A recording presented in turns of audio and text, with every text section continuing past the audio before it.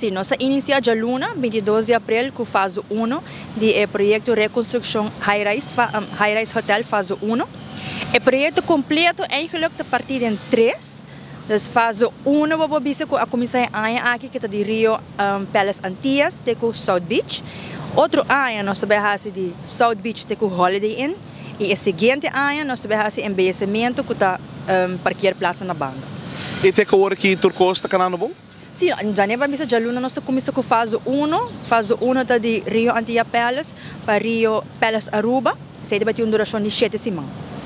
O projeto está inserido nós aqui a capa de asfalto completo.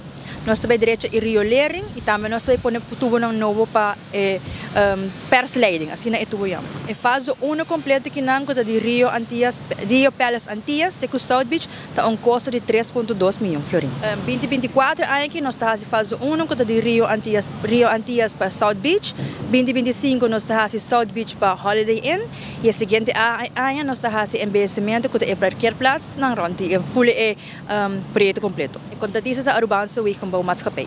Sim, nós temos a fase para assim garantir acesso na turista e trabalhador. Nós temos uma apelação se a pessoa não está bem na área de construção, toma o caminho de desviação que é a Avenida Nelson ou Odiber. Nós temos acesso para fazer U-turn e se não começar bem, por chegar na destinação aqui banda.